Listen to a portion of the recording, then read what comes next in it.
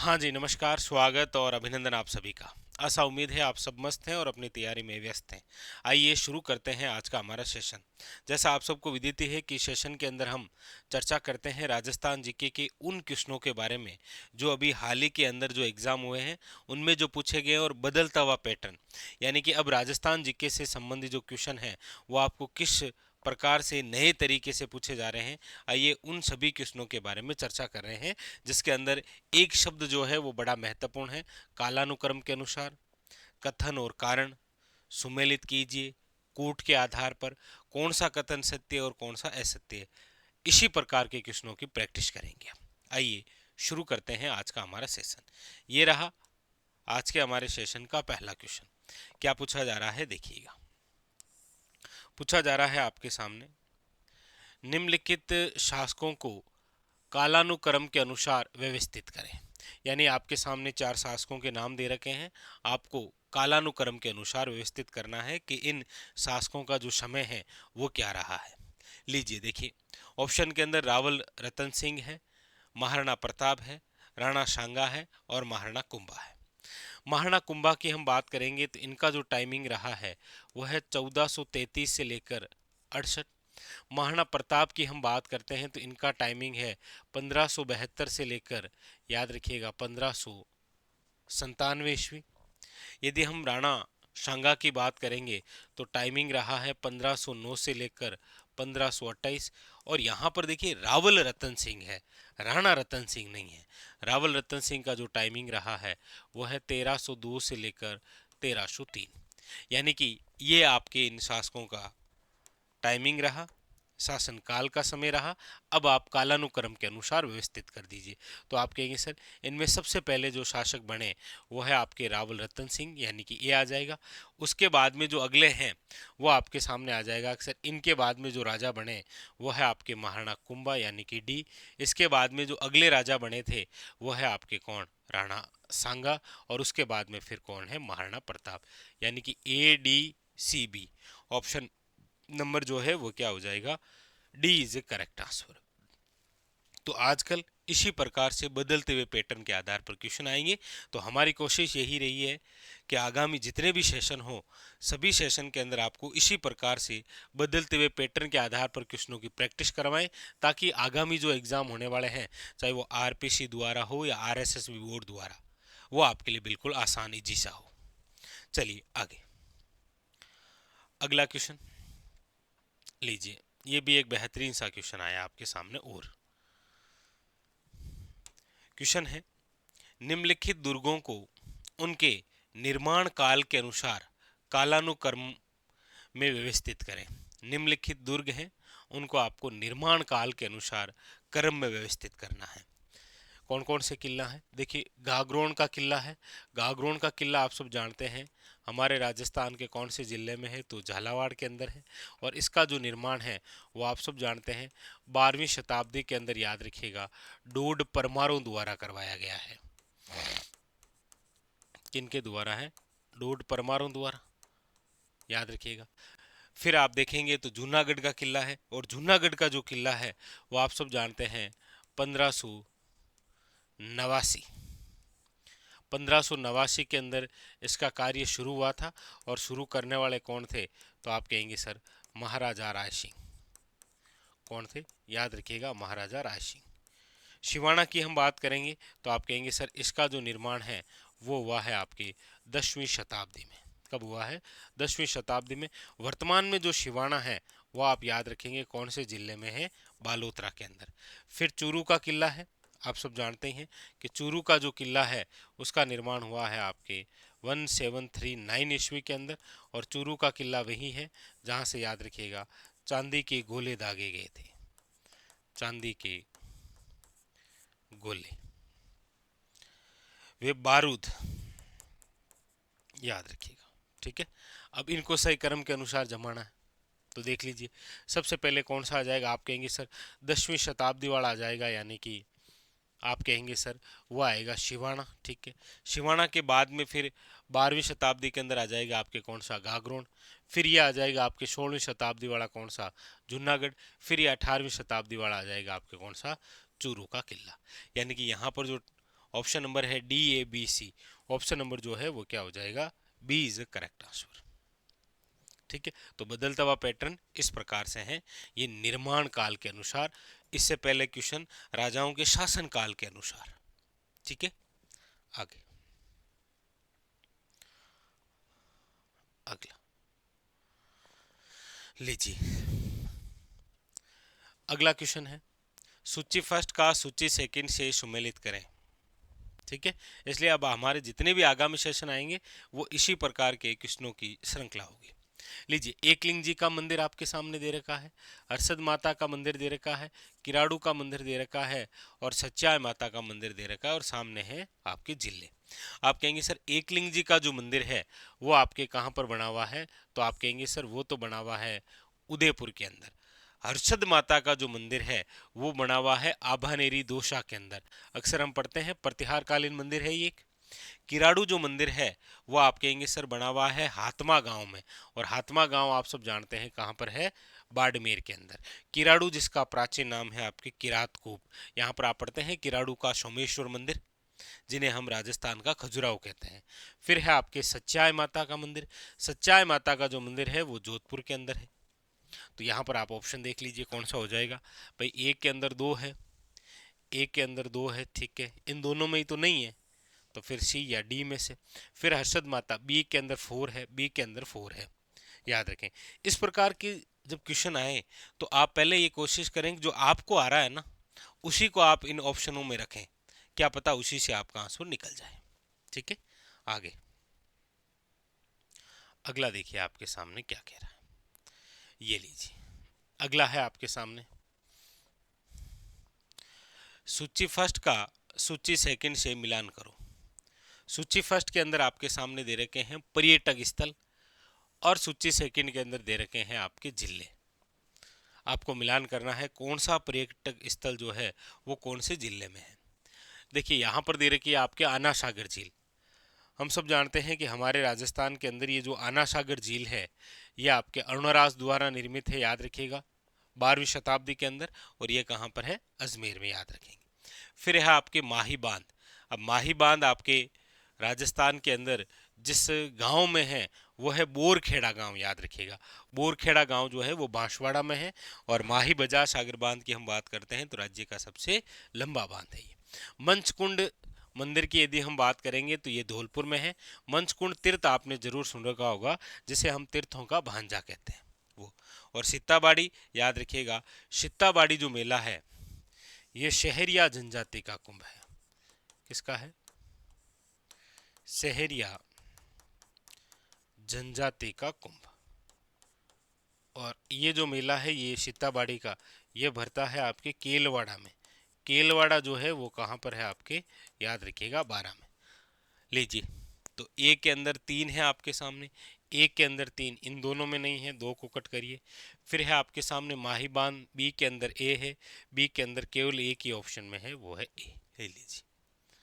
ठीक है, तो इस प्रकार से प्रश्न आए तो आप कोशिश ये करें जो आपको आ रहे हैं पहले वो आप देखें।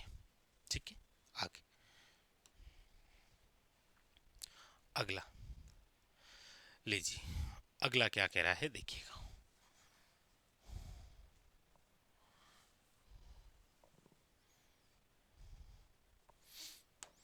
राजस्थान के सीमावर्ती राज्य हैं, नीचे दिए गए विकल्प में से सबसे उपयुक्त उत्तर जो है उसका चयन करना है। यानी कि ये जो हमारा प्यारा राजस्थान है, ये जो हमारा राजस्थान है, इस राजस्थान के आसपास के अंदर हम बात करें कि कौन कौन से राज्य हैं, तो देखो ये तो दिशा है उत्तर, ये है आपके दक्षिण, ये है पश्चिम, और ये है पूर्व। देखिए उत्तर के अंदर जो राज्य सटा हुआ है वो तो है, याद रखिएगा, पंजाब। उत्तर के अंदर जो राज्य सटा हुआ है वो है पंजाब। उत्तर और पूर्वी से जो राज्य हमारे साथ सटा हुआ है वो है हरियाणा। कौन सा है, हरियाणा। अच्छा, पूर्वी की तरफ से सटा हुआ है वो है यूपी। दक्षिण और पूर्वी की तरफ से सटा हुआ है एमपी, और दक्षिण पश्चिम की तरफ से है गुजरात। यानी हमारा जो राजस्थान है वो इन 5 राज्यों के साथ में क्या बनाता है, अंतर्राज्यीय सीमा, जिनमें से एमपी के साथ ये बनाता है 1600, जो सबसे ज़्यादा है, पंजाब के साथ बनाता है 89 जो कि सबसे कम है, हरियाणा के साथ में 1262 किलोमीटर बनाता है, यूपी के साथ 877 बनाता है, गुजरात के साथ 1022, यानी टोटल जो है वो 4850 किलोमीटर जो है वो आपके इन राज्यों के साथ में क्या बनती है, अंतर्राज्यीय सीमा। बाकी अंतर्राष्ट्रीय सीमा आप जानते ही हैं वो पाकिस्तान के साथ है और वो है आपके 1070, यानी कि टोटल जो राजस्थान है वो याद रखिएगा 5920 किलोमीटर जो है वो क्या बनाता है, स्थलीय सीमा। अब यहाँ पर देखिए उत्तर प्रदेश लगाता है, गुजरात भी लगाता है, आपके पंजाब भी लगाता है, एमपी भी लगाता है, हिमाचल प्रदेश नहीं लगाता है। इसका मतलब डी जो है वो तो नहीं है, तो डी जिस जिस ऑप्शन में है वो तो नहीं होगा। आप कहेंगे सर ऐसा ऑप्शन केवल एक ही है, कई बार ऐसे प्रश्न इस प्रकार से भी सोल्व करें। देखो हमारा उद्देश्य एग्जाम हॉल में बैठे यही है कि हमारा आंसर आना चाहिए, तो कई बार इस प्रकार से भी आप देखें कि जो गलत है वो किस किस में, तो फिर वो नहीं होगा, फिर बचा केवल एक ही है, ऑप्शन नंबर बी। ठीक है भाई, हमें जितने तरीके हैं वो सारे अपनाने चाहिए। अगला अगला है आपके सामने, अगला क्वेश्चन है कि राजस्थान राज्य सड़क परिवहन निगम यानी कि RSRTC की बात है, RSRTC राजस्थान राज्य सड़क परिवहन निगम जो है वो किस वर्ष में स्थापित किया गया था? 1960 के अंदर है, 1962 के अंदर है, 1964 है या 1966 है? तो आप कहेंगे सर वो है आपके 1964। पूछा जाए इसका हेडक्वार्टर कहाँ पर है RSRTC का, तो भी याद रखिएगा वो है आपके जयपुर। कहाँ पर है याद रखिएगा, जयपुर के अंदर। ऑप्शन नंबर जो है वो हो जाएगा आपके सामने सी। अगला लीजिए, सूची फर्स्ट का सूची सेकंड के साथ मिलान करना है आपको, सूची फर्स्ट का सूची सेकंड से मिलान करना है। जहां सूची फर्स्ट के अंदर राष्ट्रीय पार्क और आपके अभयारण्य दे रखे हैं और सूची सेकंड के अंदर जिला दे रखा है, यानी कौन सा नेशनल पार्क या जो अभयारण्य है वो राजस्थान के कौन से जिले में है, ये आपसे पूछा जा रहा है। पहला है केवलादेव गन्ना राष्ट्रीय पार्क, यानी केवलादेव जो है वो आपके कहाँ पर है, तो आप कहेंगे सर ये तो है भरतपुर में। देखिए कंफ्यूजन के लिए दो शब्द हैं, एक तो है आपके देखिए केवलादेव और एक है आपके सामने केला देवी। हालांकि केवला देव जो है वो तो नेशनल पार्क है भरतपुर में, और केला देवी जो है वो सेंचुरी है यानी कि अभयारण्य है। कहाँ पर, ये करौली में, याद रखिएगा ये करौली में है, ये भरतपुर में। ठीक है, अगली बात नाहरगढ़ अभयारण्य, नाहरगढ़ जो वन्य जीव अभयारण्य है वो आपके कहाँ पर है, तो आप कहेंगे सर ये जयपुर के अंदर है। सरिस्का जो राष्ट्रीय पार्क है, हालांकि सरिस्का भी अभी अभयारण्य ही है, सरिस्का वन्य जीव अभयारण्य जो हम अक्सर पढ़ते ही हैं कहाँ पर है, अलवर के अंदर, वो आपके हरे कबूतरों वाला। रणथंबोर राष्ट्रीय पार्क, और ये हमारे राजस्थान का पहला नेशनल पार्क है जो कहाँ है, आपके सवाई माधोपुर में। यानी कि एक के अंदर तीन हो जाएगा, तो एक के अंदर तीन दो ही ऑप्शन में है। फिर है बी के अंदर ए हो जाएगा, बी के अंदर ए, ऑप्शन नंबर क्या हो जाएगा, सी इज द करेक्ट आंसर, याद रखिएगा सी जो है वो क्या है, करेक्ट आंसर। आगे अगला अगला है आपके सामने, लीजिए पूछा जा रहा है, चलिए दोनों ही क्वेश्चन कर लेते हैं ना साथ में, दोनों ही दिख रहे हैं, ठीक है। देखिए प्रश्न है कि भारत में राजस्थान निम्नलिखित में से किस खनिज का एकमात्र उत्पादक है, और अगला क्वेश्चन है कि अरावली की सबसे ऊंची चोटी गुरु शिखर राजस्थान के किस जिले में स्थित है। हालांकि सामान्य तौर पर ऐसे भी प्रश्न आपको पता है वन लाइनर के तौर पर आते भी हैं। यहाँ पर आपके सामने क्वेश्चन है एक तो कि भारत में राजस्थान निम्नलिखित में से किस खनिज का एकमात्र उत्पादक है, एकमात्र उत्पादक है, वो टंगस्टन के अंदर है, बेरेलियम के अंदर है, चांदी के अंदर है, या वोलेस्टोनाइट के अंदर है। आप कहेंगे सर यहाँ ऑप्शनों के आधार पर यदि हम चर्चा करते हैं तो इसका जो राइट आंसर है वो है आपके वोलेस्टोनाइट, याद रखिएगा ऑप्शन नंबर क्या है, C is the correct answer, very very important. ठीक है, और यहाँ पर क्या है कि अरावली की सबसे ऊंची चोटी जो है गुरु शिखर, वो राजस्थान के किस जिले में स्थित है। आप कहेंगे सर गुरु शिखर, जिसकी ऊंचाई आप सब जानते ही हैं 1722 या 1727 मीटर, जो भी आप कहेंगे। और कहाँ पर है तो बताने की आवश्यकता नहीं है। ऑप्शन नंबर डी जो है वो आप सब जानते हैं, शिरोई। ठीक है, अगला अगला है, निम्नलिखित में से कौन सा राष्ट्रीय पार्क या जो अभयारण्य है वो पक्षियों के स्वर्ग के रूप में जाना जाता है। यानी कि इनमें से कौन सा ऐसा नेशनल पार्क या अभयारण्य है जो पक्षियों के स्वर्ग के रूप में जाना जाता है। गन्ना राष्ट्रीय पार्क है, सरिस्का राष्ट्रीय पार्क है, नाहरगढ़ अभयारण्य है, या कुंभलगढ़ अभयारण्य है। आप कहेंगे सर हमारे राजस्थान के अंदर वर्तमान में पक्षियों के स्वर्ग के रूप में जिसे हम जानते हैं वह है, याद रखिएगा, केवलादेव गन्ना पक्षी विहार, नाम ही है इसका, केवलादेव गन्ना पक्षी विहार, जो कि कहाँ पर है, आपके भरतपुर में, याद रखिएगा। यही आपके हमारे यहाँ पर पक्षियों की सबसे बड़ी शरण स्थली भी है और सबसे बड़ी प्रजनन स्थली भी है। यानी पक्षियों के लिए बिल्कुल क्या है, स्वर्ग है।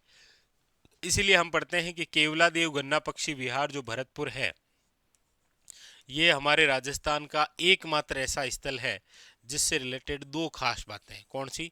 एक तो याद रखिएगा 1981 के अंदर इसे शामिल किया गया है रामसर साइट में, याद रखिएगा। किस में शामिल है? रामसर साइट में शामिल है। और 1985 के अंदर याद रखिएगा यूनेस्को द्वारा इसे विश्व धरोहर में शामिल किया गया है। तो ऐसा भी क्वेश्चन आए कि हमारे राजस्थान का एकमात्र ऐसा स्थल जो कि रामसर साइट और विश्व धरोहर इन दोनों में शामिल है, वो एक ही मात्र है। कौन सा? केवलादेव गन्ना पक्षी विहार भरतपुर, याद रखेंगे।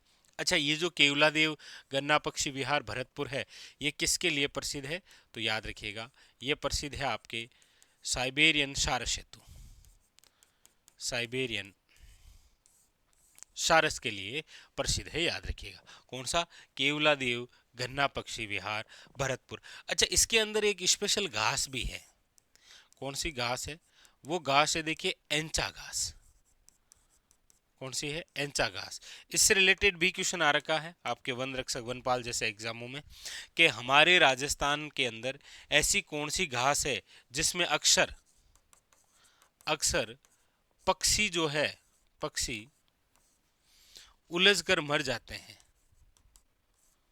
अक्सर पक्षी उलझ कर मर जाते हैं, वो आपके कौन सी घास है? तो एंचा घास। हालांकि यहाँ केवलादेव के अंदर साइबेरियन सारस आते हैं, तो इनकी एक मन पसंदीदा घास भी यहाँ पर है, उसका नाम है कुट्टू घास। कौन सी है? कुट्टू घास, याद रखेंगे आप। ठीक है, तो यहाँ पर जो पूछा गया कि निम्नलिखित में से कौन सा राष्ट्रीय पार्क या अभयारण्य जो है वो पक्षियों के स्वर्ग के रूप में भी जाना जाता है, तो आप याद रखिएगा गन्ना राष्ट्रीय पार्क, वेरी वेरी इंपॉर्टेंट है ये। ठीक है, जिसे हम केवलादेव गन्ना पक्षी विहार के नाम से भी जानते हैं। एक बार तो ये भी पूछ लिया गया कि इसका नाम केवलादेव गन्ना पक्षी विहार जो है वो किसके नाम पर है, तो याद रखिएगा ये है भगवान शिव के नाम पर। किसके नाम पर है? तो ये भी आप जरूर याद रखिएगा, भगवान शिव के नाम पर है। ये आपके केवलादेव गन्ना पक्षी विहार भरतपुर है, और वो जो है वो आपके कौन सा है? ये केवलादेव। और अभी हमने चर्चा की भी थी कि कंफ्यूजन के लिए हो सकता है कि ये आपको पूछे केला देवी जो है वो आपके कहाँ पर है? करौली के अंदर। और इनसे रिलेटेड प्रसिद्ध क्वेश्चन आप सुनते ही हैं। केला देवी की आराधना के अंदर याद रखिएगा कौन सा नृत्य होता है? लांगूरिया। क्योंकि केला देवी जो है इनका जो मेला है वो कौन सा है? लक्खी मेला है, याद रखिएगा। इसी लक्खी मेले का मुख्य आकर्षण जो है वो कौन सा होता है? लांगोरिया। ठीक है, चलिए आप ये एक कमेंट करके बताइएगा कि केला देवी का जो मेला है वो कब भरता है। यह आपके लिए क्वेश्चन रहेगा आज का हमारा।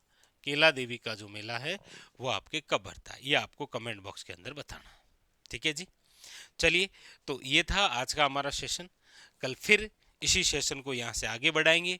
और भी जो अलग अलग तरीके के क्वेश्चन आए थे कालानुक्रम के अनुसार, या फिर आपके सामने सही या असत्य, कथन या कारण, कूट के आधार पर मिलान, बहुत सारे जो क्वेश्चन हैं उनको लेकर हम चर्चा करेंगे। ठीक है जी, चलिए फिलहाल आज के लिए इतना ही। मिलते हैं अगले सेशन में, तब तक के लिए मस्त रहिए और अपनी तैयारी में व्यस्त रहिए। धन्यवाद आप सबका।